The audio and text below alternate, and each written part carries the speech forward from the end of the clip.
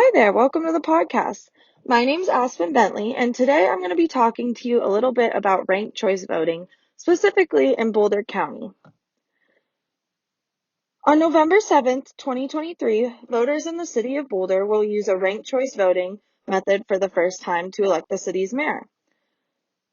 City Council previously appointed the position of mayor. The new voting method comes from the 2020 ballot measure, Our Mayor, Our Choice, which passed with an overwhelming majority vote. Ranked choice voting, sometimes called RCV, has been implemented in several Colorado towns and U.S. cities, and in statewide in Maine and over 120 countries. The idea behind RCV is to give voters more power and foster better elections, affording each candidate with an equal opportunity to win. The November election for mayor will involve 4 candidates: Mayor Aaron Brockett, Councilmember Bob Yates, Councilmember Nicole Spear, and retired software engineer Paul Tweedley. Jan Burton is a former city council member and was one of the leaders of the Our Mayor, Our Choice initiative. We do not directly elect the mayor.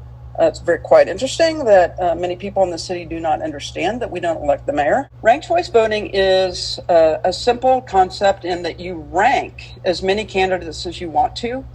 It empowers the voter to securely voice their values without having to sacrifice. If their top one doesn't get voted in, then actually their second place person their second place vote can make an impact.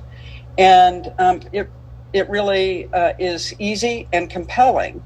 And actually up to 10% more turnout is often shown with this. So how exactly does RCV work? In RCV elections, there are 3 or more candidates. Voters rank their first choice, second choice, third choice, and so on. The winner of an RCV election relies on the first candidate, who receives 50% of the votes. Let's say we are voting for our favorite pop singer. The candidates are Beyoncé, Taylor Swift, and Lady Gaga.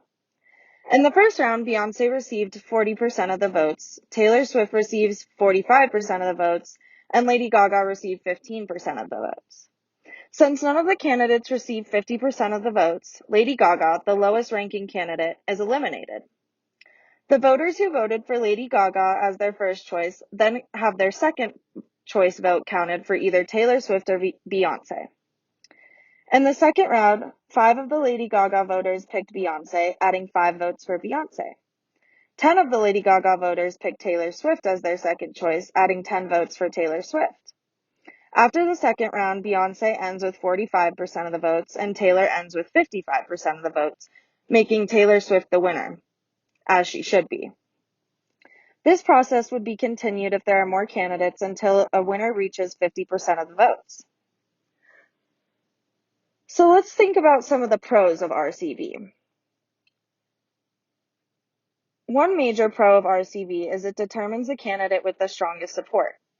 Ranked choice voting shows the candidate with the most support across the whole electorate, and not just the most passionate or fired up base.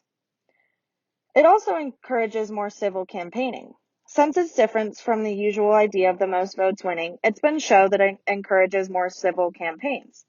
Election in Maine and New York City have become focused on issue-based campaigning as opposed to attacking. It also reduces wasted votes. A lot of people these days are reluctant to vote for someone who their values might align with more, but does not have the strong electability aspect. A good example of this is when people felt like they had to vote for Hillary Clinton just because they didn't want Donald Trump to win, even though they didn't want to vote for Hillary Clinton either. Ranked choice voting aims to eliminate this. RCV also eliminates the need for multiple elections. RCV voting eliminates the need for runoff elections because the runoff is essentially included in the initial vote. In fact, sometimes people refer to ranked choice voting as instant runoff. So what are some of the cons of RCV? Well, a major complaint of RCV is that it is too complicated and too expensive.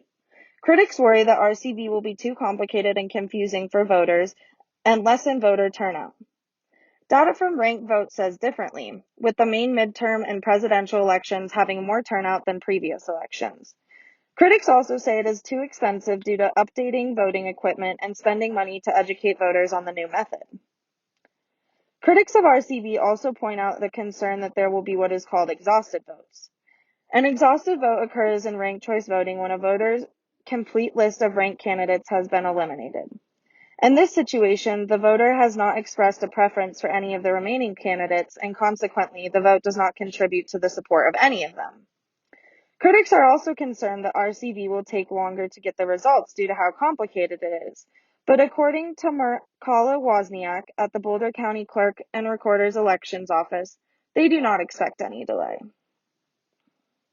The short answer is it won't in any substantial way change our reporting methods or slow down results. The first set of results will probably be posted around 7:15, 7:20 in the evening. So usually we post immediately at 7, but we can't do. But we need a little bit of time in order to properly publish the ranked choice voting results with a fun visualization tool that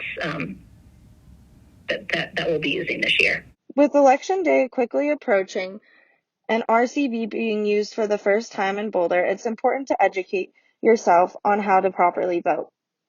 Through RCV, voters feel they have more of a voice in who is elected and that no vote will be wasted. While the process seems complicated, RCV offers a more democratic, inclusive, and civil approach to voting, which could possibly affect more elections in years to come. For more information on ranked choice voting, visit the Boulder government website. Also, they have an informational blurb and an interactive ballot where you can practice voting. It'll be extremely interesting to see how ranked choice voting influences the Boulder election and election in years to come. Maybe one day we'll even have a presidential election with ranked choice voting. Thanks for listening to the podcast today, and remember, get out there and vote.